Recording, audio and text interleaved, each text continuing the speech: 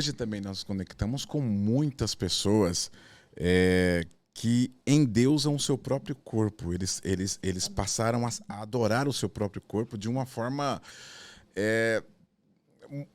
nociva, de uma forma assim que como por exemplo, não apenas malhando e querendo desenvolver, mas a ponto de realizar transformações bizarras. Estávamos falando disso também. Bizarras. Como vocês, a pergunta para vocês, como vocês veem isso e o que vocês têm a dizer sobre essa questão dessa autolatria, essa questão de endeusar o próprio corpo, esse culto ao próprio corpo? Porque assim, eu acredito que tudo deve ser feito, mas eu acho que tudo também deve ter desenvolvimento de um limite, né? Sim. E o equilíbrio. E como profissionais, o que vocês têm a dizer sobre essa questão desse endeusamento do corpo? O culto ao corpo é algo histórico, né? A educação física ela nasceu lá no berço da Grécia. Então, foi por causa do culto ao corpo que nasceu a ciência, a educação física e treinamento físico. Então, leva tempo, né? Nós já estamos em 2023 para a gente desconstruir o culto ao corpo. E mais do que você cultuar a sua imagem, seja para você mesmo ou para que as outras pessoas super admirem como você bem construiu a imagem do seu corpo fisicamente falando. Então, isso leva tempo. Né? Saudável não é. Tudo aquilo que a gente cultua, né, acima de Deus, já que a gente estava falando da parte espiritual, deixa de ser saudável. Né? Porque você tem outros valores, você é cercado por outras pessoas que você precisa valorizar tanto quanto. Então, se você hipervaloriza a sua imagem, você deixa de valorizar o seu conteúdo, quem você é, com o que você pode contribuir na vida do outro. E a gente tem esse papel também, já que o aluno nos dá abertura durante a aula de conversar bastante. Mesmo sem querer, a gente fica ciente da vida, né, e da intimidade deles. Somente com mulheres, né? Nos dando abertura também de compartilhar valores, né, que ela pode ser mais do que aquilo que ela pode mostrar. Excelente. E depende muito também de quem a gente atende, né? Porque chega uma pessoa que quer porque quer isso.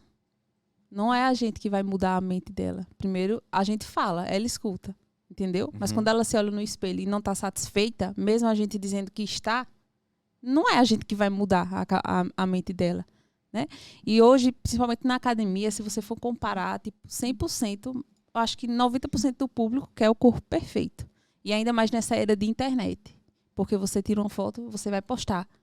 Entendeu? E pode estar perfeito, mas ainda você vai lá, mexe em alguma coisinha. E eu já passei por isso mais nova. Até eu ter a consciência, né, de que não era aquilo que não tinha necessidade. Tudo muda, é uma questão de amadurecimento mental mesmo. E eu já passei por isso aí. De visualizar o meu corpo.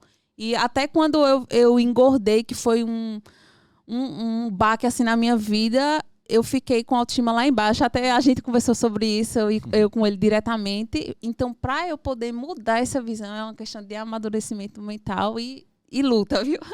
E as pessoas, elas são reféns hoje, né, da imagem. Principalmente que hoje nós temos muitos editores de imagem. Então, as pessoas passam a acreditar, né, que elas são a imagem que elas postam. Sim. E elas acabam entrando, inclusive, nessa mentira com elas mesmas. Porque você não sabe mais postar sem colocar um filtro.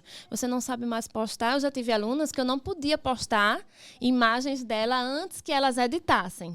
Sério? Eu tirava foto durante o treino, mandava para ela, ela editava e me mandava. Pronto, agora você pode postar. Certo. Porque a internet é a terra dos perfeitos, né? Elas acreditam que elas... Não só querem que as pessoas acreditem que elas são daquela forma, mas elas entram num vício mental tão grande que elas passam a acreditar de que elas realmente têm aquela forma que elas apresentam.